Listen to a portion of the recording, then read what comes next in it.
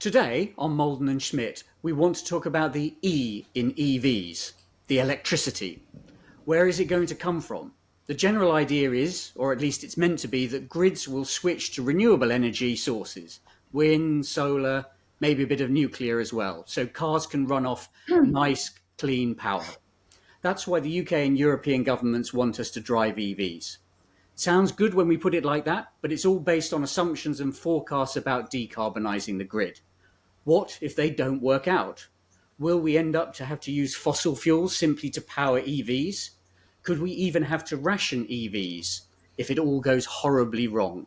Those are the questions we'd like to explore in this episode of Malden and Schmidt, the Sustainable Motoring Podcast. I'm Nick Malden. I'm founder and chief executive of Emissions Analytics. We do real-world emissions testing. And welcome, Oliver Schmidt. Hi, Nick. Thank you. Yeah, my name is Oliver Schmidt. I've been working in the automotive industry for more than 25 years by now. But of course, most people know me because of my involvement in the Volkswagen diesel scandal. Our special guest today is one of Britain's leading energy analysts. She's Kathryn Porter, writer, consultant and founder of the firm What Logic. Kathryn formerly worked for energy companies EDF and Centrica. She's also a member of the UK Parliament's All-Party Group for Energy Studies. Kathryn, thanks for joining us. Thank you. I'd like to start, before we get into vehicles specifically, just to talk at the very broadest level about how realistic our current electricity forecasts are. Let's start with the UK, but then thinking more broadly. How realistic are they, both in terms of overall capacity build, but also the trend of decarbonisation? So you might be quite shocked when I say to you that it's not an unrealistic prospect that we're going to be forced to build more coal power stations, which would blow that argument about clean electricity for motoring out of the window. And the reason I say this is that because the government is focusing almost exclusively on wind and solar. And of course, we know that they're intermittent resources and that we absolutely need to retain our fleet of gas power stations to back up when it's not windy and sunny. Now, our peak of demand in the winter happens after sunset, so zero contribution from solar. And we can have almost no wind on the grid. Despite having 32 gigawatts installed, this year in particular, our wind outputs actually declined 6% despite an increase in capacity. And we've had periods where the output's been 200 megawatts, so 1% of the potential, which is really low. And actually this year, those periods have been pretty frequent and pretty sustained. So we absolutely need to retain all of our gas generating fleets to back that up. But a third of our gas fleet was built in the 1990s and is nearing retirement. Right now, if you want to build a new gas powered station, your wait time to get a turbine will be 7 to 8 years. It's about 5 years to replace a rotor and about a year and a half to get hold of components needed for major maintenance. So you can quickly see that if you have assets coming to retirement by the end of this decade, and remember that all but one of our nuclear power stations is scheduled to close by 2030, then we could be really struggling to meet demand. So first of all, electrification will make that risk very much higher because it will increase demand at a time that supply would potentially be falling. And so then you'd have to look at what can we build quickly. If you want a coal turbine, it takes 3 years. And so just out of sheer necessity, there's a prospect of us having to return coal to the British grid to keep the lights on. Which is a shocking suggestion that it's, but it's one that from a German point of view, Oliver, that maybe is not so unrealistic because Germany still uses coal. Does that sound realistic? We still use coal, but the majority, of course, is gas. But I recently read some studies that to keep up with demand, it's exactly what Kathryn said. They are planning to build 10 new gas-powered electricity stations here. You know that Germany abandoned nuclear power some years ago. That we had after Fukushima, we had this decision: no more nuclear in Germany. So, and we have exactly the same issues. Basically, what you just said is exactly the same I would have said about the electric grid here. So we have plenty of wind turbines, we have plenty of solar power, but there are times when it's not windy and when it's not sunny, and then there's the big issue of having to meet demand. And at the moment, we are importing a lot of electricity from other countries around us. A lot is coming from Norway, but I think the article was even written by you, Kathryn, that the Norwegians are trying to shut this down with their new government, their export of electricity. So then you have to rely on French nuclear power, or some gas power with Russian gas somewhere from East Europe. So yeah, So same I issue think here. the situation in Norway, the new government is essentially the same as the government before the election. The Labour Party is now leading a minority government. And the Centre Party, that was previously a coalition partner, is likely to be the main source of support. The Centre Party is actually the hardest line party in Norway when it comes to interconnection. They're politically in the centre ground, but they have the hardest view on interconnectors. Now, I think for the moment, we'll see the status quo in Norway maintained, which is no new interconnectors, they won't adopt the fourth EU energy package. They won't renew Skagerrak 1 and 2 when they come to the end of their lives in 2 years. So that cuts cross-border capacity with Denmark by just under a third. But also they won't cancel the existing deals. But the water levels in southern Norway, which is where the interconnectors with everybody except for Sweden are connected, are actually very low. They're well below 20-year averages and close to 20-year lows. In the last few weeks, there's been some rain that's caused a little bit of a recovery, but they're far from out of the woods. And between November and May, there's really no increase in water levels in Norway because precipitation falls in the mountains as snow. And so during that period, the reservoirs will only deplete. So if between now and November we have a dry period, then those reservoirs will go down to critical levels, and then they'll be looking at rationing. So no, they might try and just import, and of course, so to Britain, and I think with Germany as well, it's 1.4 gigawatts. So that's the equivalent of 2 large gas power stations. If you go from importing that amount to exporting that amount, that's like reducing your domestic capacity by 4 large power stations. This is a big impact. So then everybody's going to be relying on France instead, but the French nuclear fleet is getting old. Twice in 6 years, they had to take large numbers of power stations out of service to inspect them because of systemic problems. First, we had the impact of the steel fraud, and second, we had stress corrosion in the cooling circuits of the P4 and N4 class of reactors. And the French regulator has said, with the fleet aging, everyone should be on notice fundamentally that we might see similar things in future. During both of those periods, France went from being an exporter of electricity to being an importer. So if you had France importing and Norway either not exporting or even itself importing, that will really change the dynamic of northwestern European power grids. And of course, because of the interconnections, Norway isn't just supplying directly, it does through its transit countries. So that reduction in capacity with Denmark will make a difference.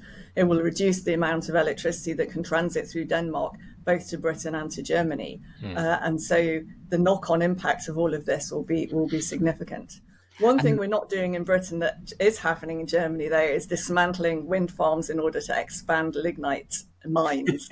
And so that's been quite interesting to see, literally taking wind farms down to expand brown coal, which is pretty much the dirtiest fuel that's in use in Germany. Yeah, but it's the newest power plants. Unfortunately, that's the funny story. So all the really new power plants are these brown coal power plants that have been built after the German reunification, close to the former border, with all these tax subsidies. I live close to one here. It's about 50 km away from here, and they are still harvesting the brown coal really from the top of the ground. You see all these big holes there. That maybe in 20, 30, 50 years will be nice lakes for swimming, but at the moment it looks pretty ugly. Yeah. And Norway, talking about Norway, that's an interesting one in that they have got to be particularly attentive to their electricity security because of their switch to electric vehicles. So they've got added dependency. The whole of Norway is electrified. They use a lot of electric heating, although I think it has to be borne in mind that actually they use far more wood. 90% of Norwegian homes has a wood burner, but only a quarter of Norwegian homes has a heat pump. And there's a big myth that, because Scandinavians use heat pumps, that's proof that they work in cold weather. ignoring the fact that everybody in Scandinavia has and uses secondary heating in the cold. They don't rely on the heat pumps in cold weather. So it's kind of a myth that's, evidence is being used incorrectly there, because wood is being used and actually optimized. So when electricity is expensive, people will deliberately choose to use wood, and they will go into the woods to collect the wood that they need. Obviously not so much in the urban areas, but certainly in rural areas. And in Sweden, they actually tried to ban the use of wood for heating, and they had riots. So they had to, not have that ban because it was incredibly unpopular.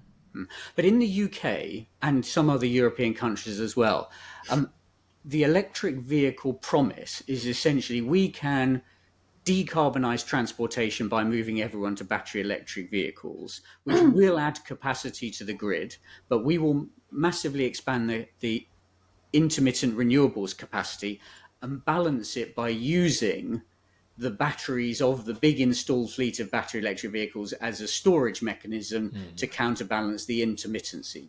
That seems to be the dream that's put out there, the theory. And that theory, as far on my reading, is embedded in the grid's forecast through to 2050. It seems to be it's a complete internally fantasy. Consistent. But Kathryn, where's the flaw? Or is there a flaw, and where is it? Too small. Right. So right now, all the batteries that we have could back up our power grid for about 12 minutes. I mean, you're going to have low wind for 3 weeks. So what on earth are you going to do then? And that also assumes that people will be willing to do it. I think the evidence on that is still quite weak, because the people who own EVs now are early adopters, and they're more likely to be engaged. But we don't have the evidence base yet about how people will actually use their electric cars in practice when it becomes more like ordinary people. If they decide to charge their electric cars the way they charge their phones, then the exact opposite will happen. And also, there's a real danger that if your utility drains your car battery and you don't have it when you need it, the scandal that would result from that. I mean, could you imagine the tabloids having some sad-faced stories of mothers giving birth on the pavement because their utility drained their car battery and they couldn't get to hospital in time? You wouldn't need many stories like that before there'd be a huge backlash about this idea of giving utilities control over your mobility, which is fundamentally what that would be. I see on social media already ad hoc stories, and I'm not saying this is the norm, but you get ad hoc stories where people complain that Octopus, because they're really the main ones having these types of tariffs, are leaving their car batteries empty when they need them. And then, of course, they tweet Greg Jackson and he sorts it out. But the fact that does happen, if it becomes more widespread, if it affects more people, and I think people will set up their charging systems to prevent that from happening. And then there's the other argument, which is the grid should exist as a utility to serve consumers. And too much of our grid planning assumes the opposite. It assumes that consumers will be willing to change the way they use electricity in order to serve the grid. And again, you have some contradictions here. Electric cars are generally more expensive than conventional cars. So the people who can afford to buy an electric car are less motivated by the relatively small savings that you can earn from optimizing your electricity consumption as a grid service. The amount that you get paid for that is not very much. And if you're rich enough to afford an electric car, then you don't need to save that money. That's maybe a nice to have, but it's not a need to have. So yes, some people are very engaged by that. They find it very exciting. But I think it's very much reserved for people with quite significant privilege, and doesn't really reflect the reality of most people's lives. And I think there's a huge flaw in the way this is looked at. The people who do this planning are privileged people who can afford electric cars and heat pumps and have, charging on their driveway, and they just ignore the reality for a lot of people. I'll give you another example. Fintan Sly, who's head of the National Electricity System Operator, has said, oh yes, people should be encouraged to do their laundry at night. Well, first of all, lots of people live in buildings with multi-occupancy where it's actually forbidden to do your laundry at night because it's antisocial and disturbs people. Secondly, every fire brigade in the country says don't run your appliances unattended. If they contain an electric motor, they pose a fire risk. And so you put yourself at risk if you leave it unattended. Now, obviously, if you do that in a multi-occupancy building, you're also putting several dozen other people at risk at the same time. And who is most likely to have the appliances that are the most vulnerable to catching fire? Yes, it's going to be poorer people. Now, Finton's response to this was, well, we need to regulate white goods better. But how does that work in real life? What are you going to say? All poor people must upgrade their washer dryers so that they don't catch fire so often. Are you going to have a scrappage scheme? Are you going to force people? Are you going to go and fine them if they don't get rid of their old washing machine? It's completely unworkable, and it just shows the way in which a lot of system planners can't see through their own privilege to understand the lives of ordinary people. But wouldn't it even make more sense to have your laundry machine running during the daytime when there is solar power? Well, except in Britain, we don't have very much solar. We're the second worst country in the world for solar, according to the World Bank, and the Ireland is worst. So even in the summer, our solar can be limited. If people are out at work during the day, then again, the fire brigade says don't leave it unattended. So that's either when you're asleep or not in the home. So the fire risk exists anyway. So when is the best, most convenient time for people to do laundry? It'll be when they come home from work, and that coincides with the evening peak. So are you saying that the 2050 projections by the grid operator in the UK are they totally unachievable, or is there a possibility they might be achieved, but even if they're achieved, actually that comes with all sorts of undesirable downsides and vulnerabilities? Where's it likely to break?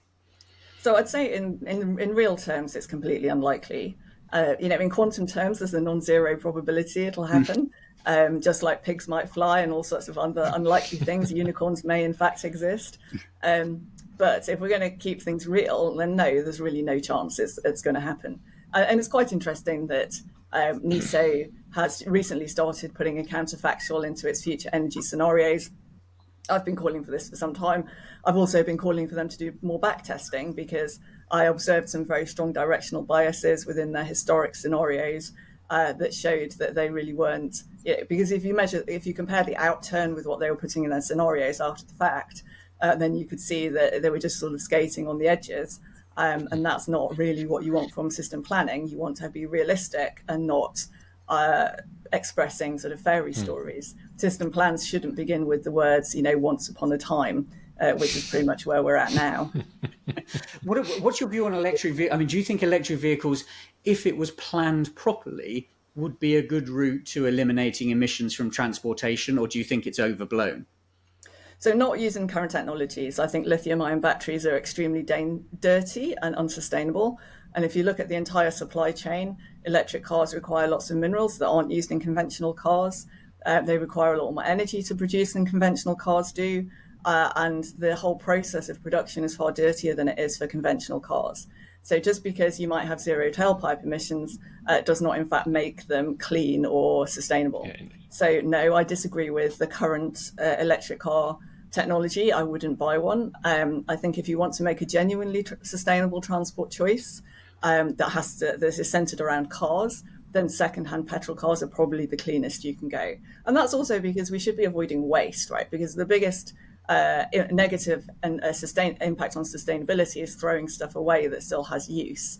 And so if you're scrapping a perfectly good conventional car in order to buy an electric car, and say I have two cars, one has done 105,000 miles and we're just going to drive it till it drops. My other car I bought new in 2014 and it's just done just under 20,000 miles. Now that car will probably last longer than I will. Scrapping it would just be very wasteful. So yeah, there are plenty of comparison online where you can see if you compare an electric vehicle with the current mixture of electricity that's on the grid, it's actually running dirtier than any diesel that has low fuel consumption, or any whatever hybrid, Toyota hybrid or so. So yeah, you're right there. As long as we can't clean up the electricity coming in the grid, there's no advantage for the electric vehicle. And what you just mentioned, normally you say 50% of the CO2 emissions of a car's life is produced during production of the car, and the other 50% is during the car running then on the street.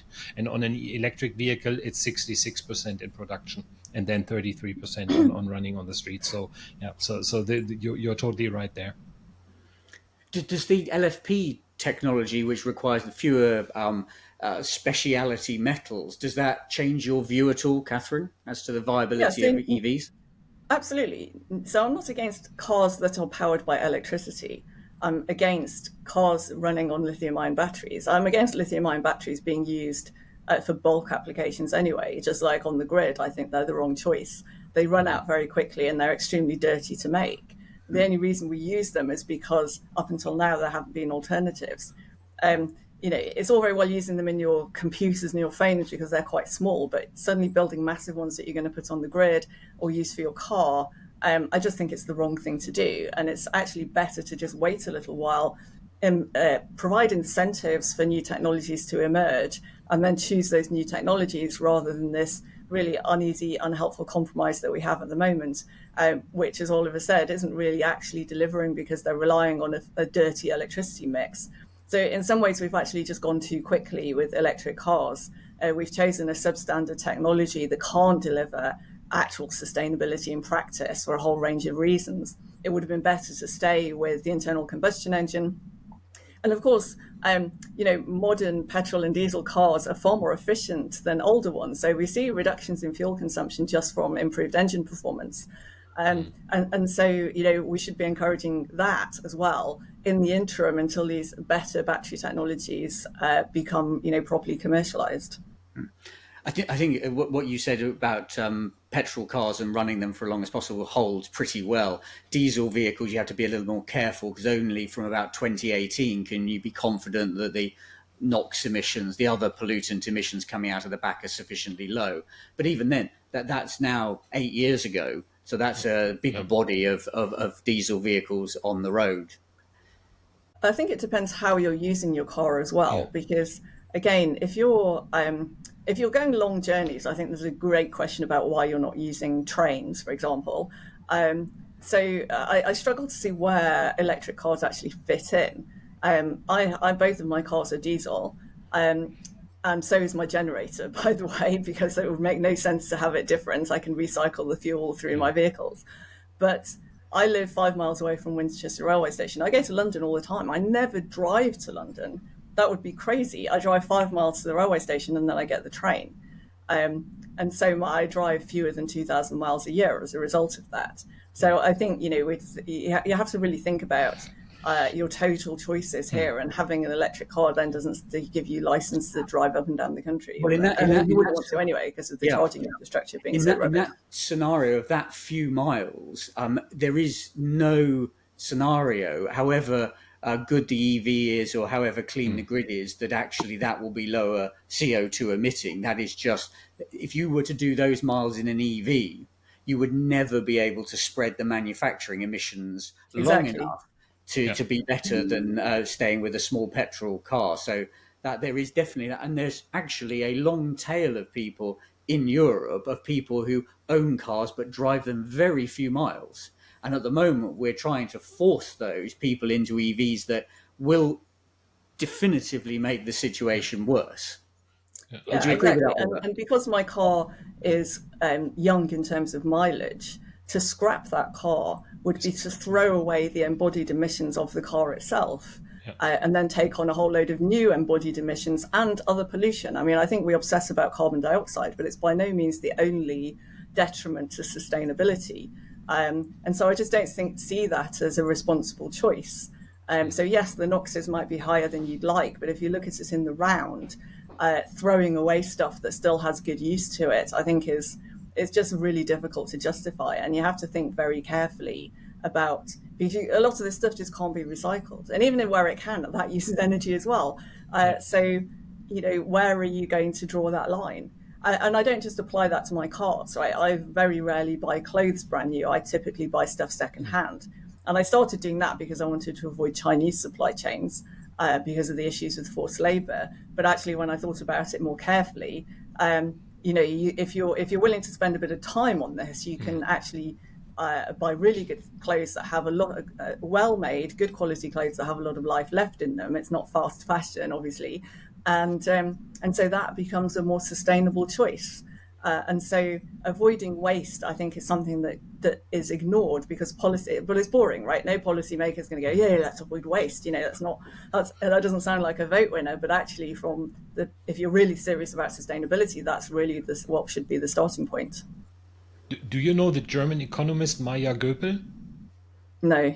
It's exactly the same she's telling all the time. She always says, don't produce that much waste and everything. So her theory is basically we are peak economy and everything behind us will not be as good as it is today. And her thesis is stop using, reuse, and recycle. So it sounds a lot like this. But And coming back mend. to the electric vehicle, you are lucky if you have a train station. If I have to go to work 50 kilometers, if I would use the train, it would take me 2.5 hours one direction. So for me, there's nothing but the car. But I'm lucky we have a huge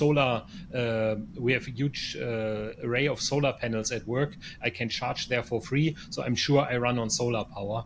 But otherwise, you're right. For you, use the train is the better thing. Yeah. Yeah, a few months ago, I had to go to Wells in Somerset, or Avon, or I'm not quite sure what county it's in.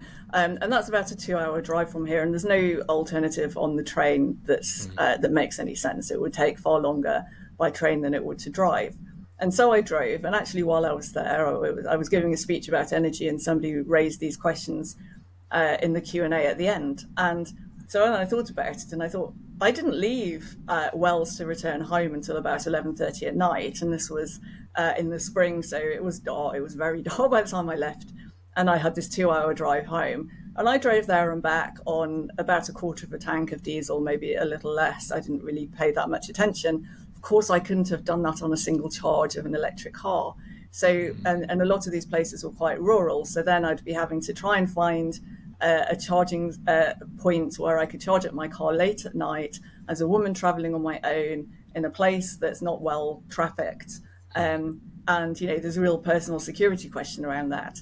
So it just, to me, there was no scenario in which that would be appealing. And on the waste point, I'm aware that the end-of-life batteries, particularly in the UK, are currently sort of piling up in storage depots because actually the circular part of the circular economy of being able to extract and reuse those metals in an economic way, it just isn't there. So it's very much a sort of traditional linear supply chain at the moment, and the dreams of circularity are not real, or at least not yet. Yeah. Same And here. they have Same to here take the in batteries Germany. out quite early, compared with the life of the car. The batteries degrade quite quickly, or relatively quickly, compared with the car itself, in terms of being able to deliver acceleration and go up hills and things. So you're when you buy an electric car, you probably have the expectation that at least once or maybe twice you'll have to replace the battery during that life. And right now, as you say, they're not being recycled. There was some expectation at the start, and car companies flirted with this, setting up second-hand batteries to provide grid services. And BMW, for example, was one of the companies involved, but they just closed those programs. They just didn't find them to be viable. Yeah. It's the same for the recycling programs. They just opened a factory here. It was all over the press in Germany, a battery recycling factory. But then when you look at capacities, how much can they recycle? And then when you make up the calculations, so how many batteries will there be coming in 3, 4, 5 years? You see that it's just a small drop in the bucket, and they can't handle all the batteries coming in the future. So yeah. And of course, if you believe that other battery chemistries will come along that replace lithium-ion, and that lithium-ion is really only a temporary solution, there's no real incentive to invest in those recycling capabilities, because the actual recycling capability that you'll need for the long term will be different. And so I think that's also part of the thinking here, that lithium-ion really is just a short-term stopgap until these other technologies get off the ground. So why invest a lot in building a lithium-ion recycling plant that's maybe only going to be good for a few years? Yeah. What's the time frame you think for the next generation of batteries? How long do you think it will take for whatever technology is coming around? It always takes longer than you think. Yeah, okay. So that's difficult to predict. Yeah. I began my career working as an investment banker in the TMT sector, looking at technology stocks in the dot-com era. Yeah, and at the time, back in late 1990s, early 2000, all the talk was about how we were going to use our mobile phones to make transactions, that we would use our phones to buy things. It took 20 years, actually, from then, before that actually went mainstream. So, but at the time, I was like, yeah, you just get out your phone, you'll tap it, you'll pay. and it just didn't happen for 2 decades. So you can't really predict how those things will develop. Even if the technology appears to be there, it doesn't mean that people will be willing to adopt it. Yeah. Okay, so Kathryn, if our energy secretary is fired tomorrow, you're ennobled, you're ennobled, and you are made energy secretary. What would you do in the immediate term and for the medium to long term, in So headline? first of all, I'd cancel AR7. Secondly, I'd renegotiate the renewables obligations. I would change the indexation from RPI to CPI. That's costing us billions of pounds on that incorrect indexation. I'd also remove the extra rocks from some of the projects where they get more than 1 rock per megawatt hour. And yes, these people might complain, but there's actually a very strong background in case law where you can take away what you call windfall gains. Basically, there's no entitlement to continue to receive something that's unjustifiably generous. So I would take out those wasteful elements of the existing subsidy framework, and I would stop completely new subsidies. I would immediately do a deal with Westinghouse and KEPCO to build KEPCO nuclear power stations here in Britain. Right now, the deal between those 2 companies means they can't, but that is the best gigawatt scale nuclear technology around at the moment. And so we just have to get Westinghouse on board to let us do that. Do what works. This has to be fundamentally the first priority, because keeping the lights on is essential. And we saw in Iberia, 11 people lost their lives in that blackout. And that was in very benign weather. It wasn't too hot, it wasn't too cold. Imagine what the impact would be if we had a winter blackout in Britain or Germany. How many people would be put at risk as a result of that? And I'm talking about unplanned sudden blackouts, which was what happened in Iberia. It is a little different when you can see it coming and when you can plan. But when you don't see it coming, then you can't plan. And of the people who lost their lives in Iberia, all but one, it was because of faulty generators that were powering medical equipment in the home. If you know that you're going to have a blackout, those people can be admitted into hospital where you have more extensive backup resilience, or all those generators could be replaced or tested. But if it comes out of the blue, then you're really just relying on luck. So, and of course, if you're living your life relying on a machine to breathe for you, how able are you to go and test that machine to make sure, or the backup power of that machine? So there's a sort of a wrong way risk there, where the people who are most in need are also the least able potentially to manage that resilience. So I would start putting in place the nuclear pipeline. I would then look at what we can do about maintaining, refreshing, and extending both the existing nuclear reactors, because I think they can last longer than the current plan, and the gas fleet. It's absolutely critical that we don't allow those gas generators to come off the system unless they're really absolutely too broken to continue. So that might mean working with the owners to make sure that they're incentivized and remunerated to do the necessary upgrades, and also working with the turbine producers and the OEMs to make sure that we have those supply chains in place. It's interesting to see that just recently in the US, a deal has been done with Hitachi to build a transformer plant in the US to shorten the transformer supply chains, because they see a huge need for grid investment to support AI data centers. We have a similar need to upgrade our grid here, but also, and this is true across the Western world, but in the UK, we had a massive spike of grid investment in the 1970s. Now, 50% of our power lines were built in the 70s. That's not such a big deal because power lines last a long time. But a third of our transformers were built in the 70s and 30% of our switchgear. And these are things that don't last forever. And so we need to make sure that we can replace those as they're aging. And that's going to be pretty hard to do if you've got to wait 4 years for a new super transformer. So again, I think some of the big priorities need to be around the supply chains. Maybe we need to get Hitachi to come and build a transformer factory here in Britain. Maybe we need to get GE and Siemens to come and build turbine factory, like gas turbine factories here in Britain, so that we can prioritize our resilience. I would immediately reverse the ban on North Sea licenses. I would change the tax regime.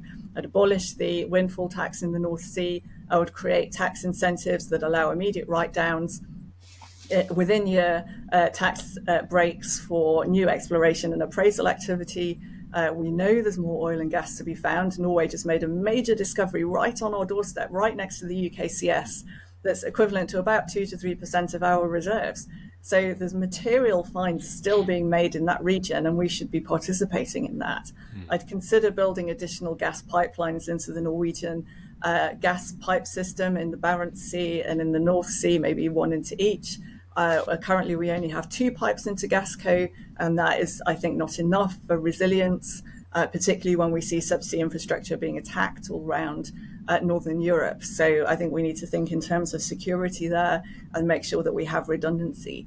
So those would be my near-term priorities. I'd also lift the ban on fracking. I would change the seismic limit probably to 3.5 on the Richter scale, and I would look at putting in place an appropriate way of managing water consumption, because we don't have lots of spare water in this country, so we can't allow oil and gas companies to use up water inappropriately. So but the main restriction should be on water usage rather than seismic activity.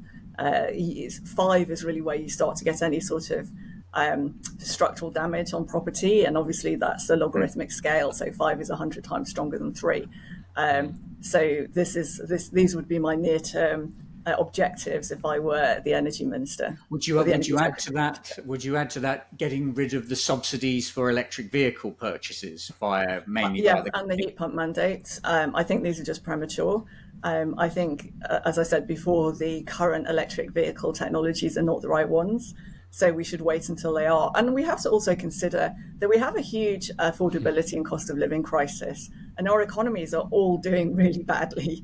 Across Europe, we're in an economic mess. And my theory on this is really for the whole of this 21st century, there's been a political and economic orthodoxy which has been an expansionist. It's been statist, expand the state and fund it through borrowing. And there's been all sorts of aspects of this that our political elites have all subscribed to. They've all been pro-immigration, they've all been pro-welfare, they've all been pro-net zero, and willfully ignoring the economic impact that these policies have been having.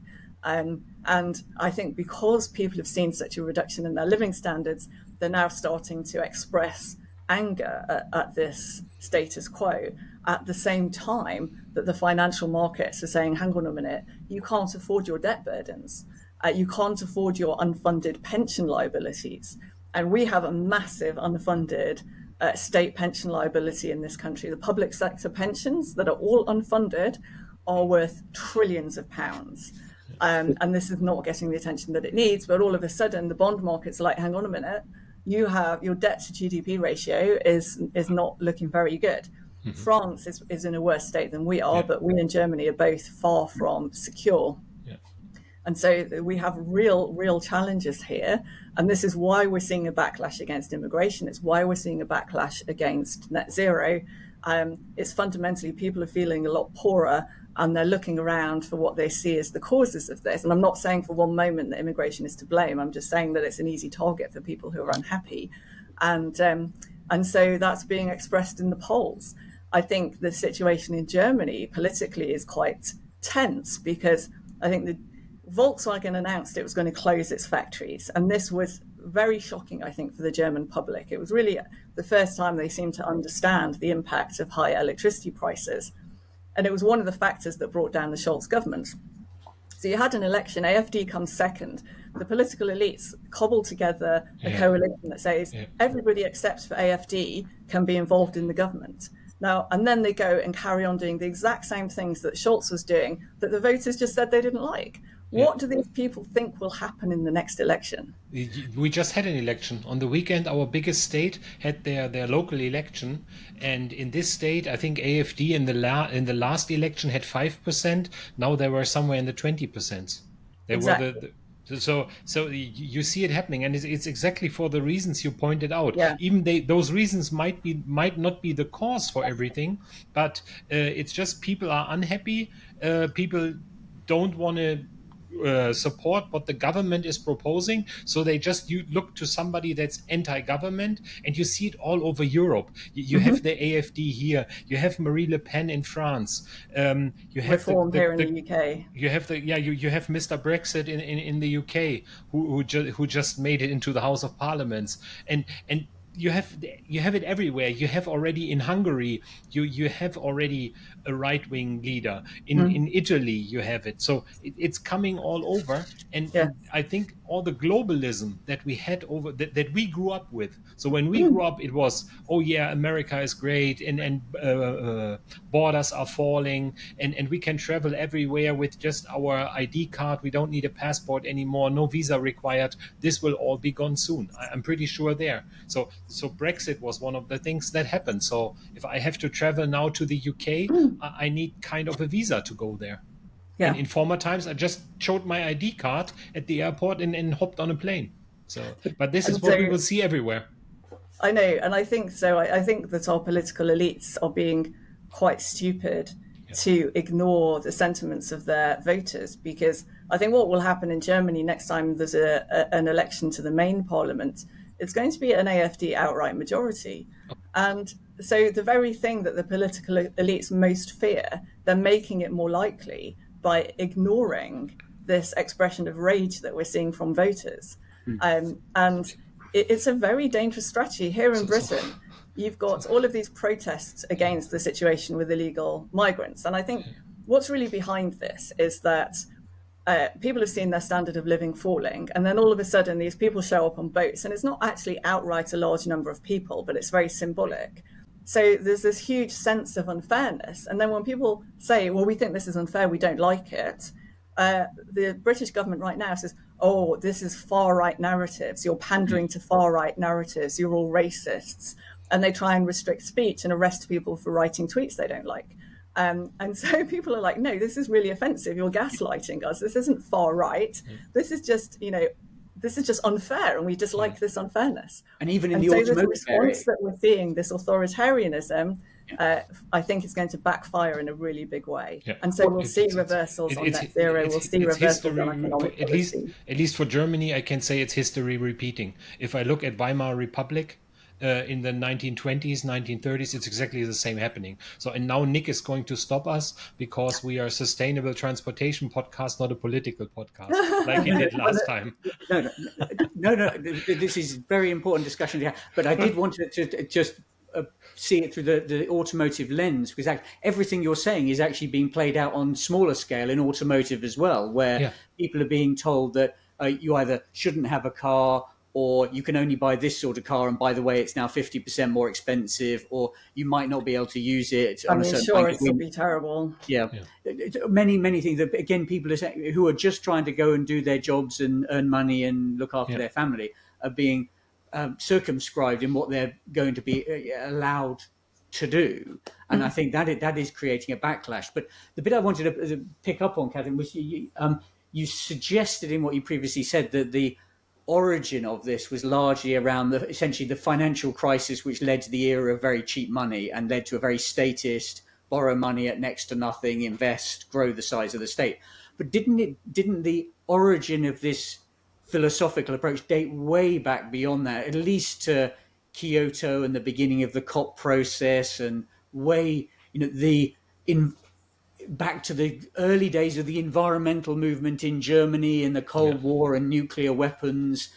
Shouldn't we see this as an anti-nuclear arc that has gone, for decades and is now the pigeons are coming home to roost, in the sense of this beautiful philosophical story doesn't actually work in practice for real people. And so Kemi Badenoch gave a speech back in March where she touched on this. She said that we started to take prosperity for granted, that we'd achieved a certain degree of prosperity, and then we decided that now we were going to make prosperity happen in a nice way and in a good way. So we started to regulate a whole load of things that hadn't previously been regulated.